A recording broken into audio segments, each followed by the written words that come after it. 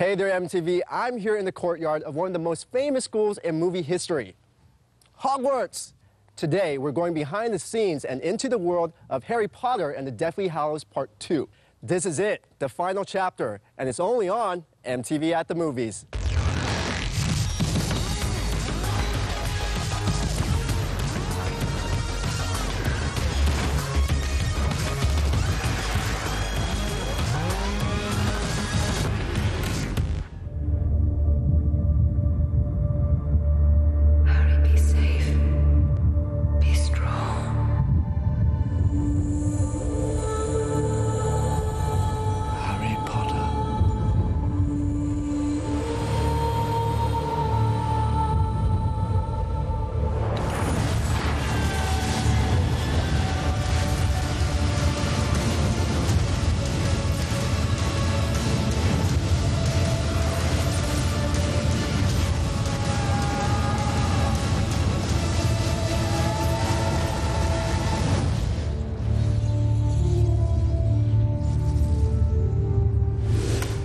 The Harry Potter films have defined the millennium, bringing magic to the world since 2001.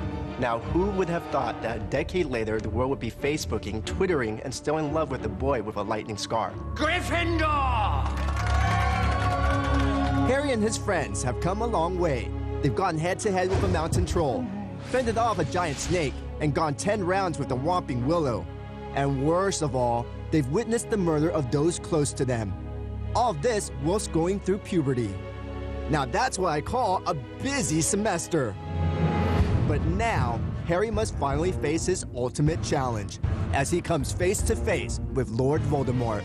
As you know, neither can survive while the other lives.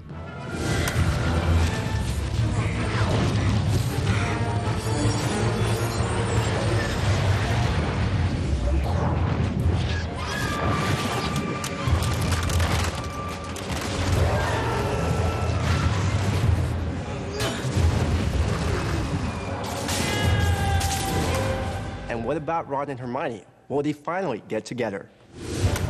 At the end of Harry Potter and the Deathly Hallows Part 1, our heroes find themselves in dire straits, and things are not looking good. Expelliarmus! Stupefy!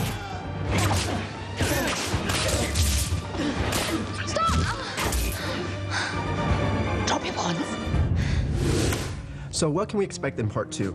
Part 2 is a giant kind of ensemble battle, and it is, from the word go, it's kind of a roller coaster ride. It really never stops. It's action, action, action. From going to Gringotts Bank to finding one of the other Horcruxes.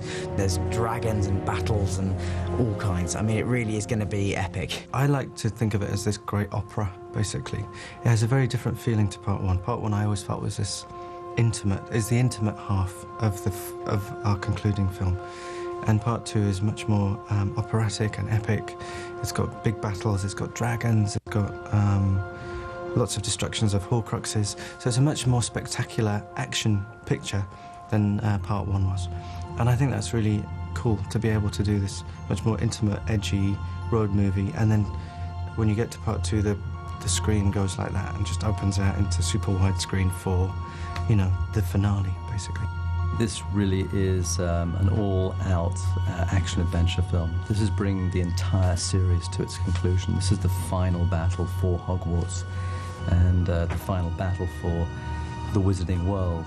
And something we've been building to throughout this series is the conflict between Harry and Voldemort. And finally, in this film, we're going to see them going at it. And you know. So that's the sort of the main narrative drive and the real sort of exciting adventure stuff. But also it's a very moving story. You know, we find out some things about Snape and the friendship that Ron, Harry, and Hermione have, and beyond, you know, characters like Neville and McGonagall and Hagrid. You know, all of those are very moving and clearly so much is at stake, and we see how much each of them mean to the other. All the films have been pretty big, but I do think that this, certainly it's the biggest emotional climax you could wish for, and you know, it's surrounded by this sort of big physical climax too. So yeah, I think it is. It's the biggest film so far.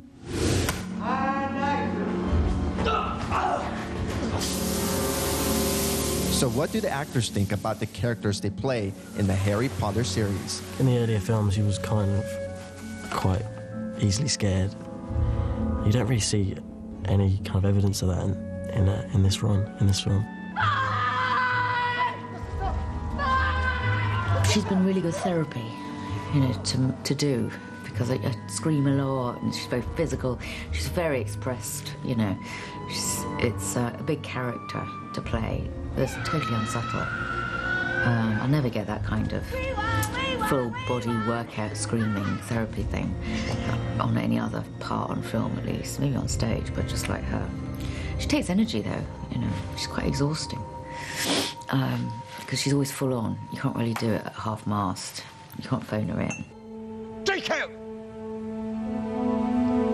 Don't be stupid! It's not a very happy journey for Lucius. Things have turned a little bit sour for him. Although Voldemort's power is on the rise, it looks very much like he's going to vanquish Harry and rule the world. I'm not quite sure where I am, how close to the throne I am. Voldemort seems pretty dismissive of me, pretty scornful. However, if I just hold on close to his coattails, there should be something left for me in the spoils. But Lucius spends most of his time in this film terrified. There's a lot of random death being dealt out. And I'm not sure what he thinks of me, what his plans are for me. Now, with all the seriousness in the film, where does Hermione find the time for romance? What's that saying? There's no rules in love and war. Can someone help me out? Anyone know it? The one about all's fair in love and war. That's the one. It's all's fair in love and war. And I think, you know, when you're in kind of those really intense life or death circumstances, you kind of like all of your feelings are heightened. You can always find, you know, if you think it's gonna be your last, you know, day on earth or whatever, then you want to be living it to the full and doing what your heart tells you to do. So, how did you come by this sword? It's complicated. One of the pivotal characters of Harry Potter and the Deathly Hallows Part 2 is a goblin called Griphook. Griphook is played by the industry's most famed short actor, Warwick Davis. He's been in the business for over 20 years and runs his own acting agency dedicated to short actors. And to prove that size does not matter, Warwick Davis was instrumental in the casting of the goblins you'll see right after the break. Right?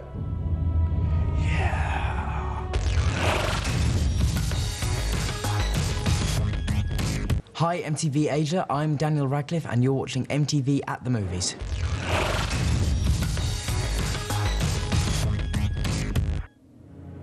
Welcome back. We're here at Gringotts Bank. Last seen in the first film where Hagrid takes Harry to collect his money.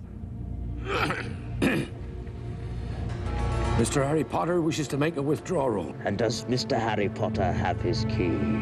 He sure has come a long way since then, huh? In Harry Potter and the Deathly Hallows Part 2, Harry, Ron, and Hermione attempt to sneak into the bank in order to find another Horcrux. But first, they must get past 60 goblins. The casting of all these goblins was no small affair and needed the expertise of Warwick Davis, who plays a goblin himself named Griphook. Griphook is, I mean, as is common with all goblins, somebody you wouldn't trust, you know. You should never trust a goblin. And I think Griphook takes that to the next level. He's devious, and he'll get what he can out of every situation. But at the same time, I think underneath he's a bit of a coward. And it was fun sort of exploring all of those levels of his character in this film. Okay, let's talk about Warwick Davis now. You worked with him in 1983 with Return of the Jedi. Yes. So how was it, I mean, now working with him again? Yes, I mean, it's been so long. I never learned. The man's a monster. No, Warwick's lovely. I mean, I life cast him when he was 11. And, you know, he's not 11 anymore. But he's great. He's so used to wearing prosthetic makeups. He's an expert at acting through extreme makeup. And that does take some learning. And from that point of view, he's absolutely great, you know, and we get on terribly well. And I always involve him in the makeups. And because he was playing Flitwick and Griphook, we had to make sure the two designs were totally different. I did actually start putting the wrong makeup on him on one day, but, you know. How did that come about? I've been doing it 10 years. It's time to stop. You know, but he's just a lovely guy to work with. He's totally professional, and, you know, these makeups are hard work. 3 hours in the makeup chair, and then you're completely covered up all day. It gets hot. You know, you can get fed up. I've never seen him get cross about it, ever. So what does our wizard Harry think about this little goblin? Oh, it's fantastic. Warwick's absolutely... Warwick is one of the best people I know, one of the best actors I've worked with, and just one of the most professional people on set that you could ever wish to meet. He goes through probably 3 to 3.5 hours of prosthetic makeup every single morning, and to play Griphook the Goblin, and he does it without a word of complaint, and just does his job, and I cannot speak highly enough for Warwick Davis. Warwick was a real treat to work with, you know, because Warwick's like he plays 2 characters in these movies, you know. And he's a legend. And he is a legend. He is a legend, and he's a really charming man. Very gifted, I have to say. What I really enjoyed about Hallows is I got to work with him playing this wonderful character called Griphook. Mm-hmm. He's a really cynical, strong, mercurial character. And Warwick pulled him, and Warwick is the complete opposite of that as a human being. He's just delightful and charming and funny and generous. And so to get inside this completely alter ego for him was a really interesting experience, and he really pulls it off brilliantly. And look at here, they even make their own currency. This is awesome. Whoa, if only they were real. Well, I think they are, so. Once inside the vault, Harry, Ron, and Hermione, under disguise, travel deep into the bowels of the bank. Okay, let's talk about the great Helena Bonham Carter. Now, if I get this right, she actually plays Hermione pretending to be Bellatrix. That's pretty confusing, isn't it? She plays Hermione pretending to be Bellatrix. That's a bit of a head muddle. But yeah, she does, and it was really interesting having to kind of take myself apart and really analyze myself in order to be able to tell Helena how to play me, if that makes sense. Sort of, yeah, it's a bit confusing. Yeah. So what about the dragons and the statues? Are they all you create them from scratch? Yes, they're all created from scratch. I mean, the dragon at Gringotts is all fully CG. It's a very complex process. It involves a previs of the sequence in advance, so we know what the dragon's doing. We then need to, for instance, when it's flying over London, we have to then shoot the plates, so we have to use helicopters and shoot aerial plates. We then have to put the dragon back into those plates and then work out what the kids are doing when they're flying on the back, and then the special effects team build a full-size dragon back that the kids can ride, and that's all driven through what we call a motion base, which is a computer-controlled animatronic base that we feed the animation in. Moves the dragon around, so the kids are actually riding on this thing. It's a bit like a bucking bronco, but it's actually being driven by animation. Oh, wow. So they're actually 20 feet in the air riding on a real dragon, and they feel like they are. And then we take that and we replace all of the base with the CG dragon, and it looks like they're riding a dragon, basically. So right now, just about everyone is pretending to be somebody else. Bellatrix is Hermione. Or is that Hermione being Bellatrix? I'm really confused. Coming up after the break, we get closer to the final battle. Harry Potter, join me and confront your fate. We can end this. Only I can live forever.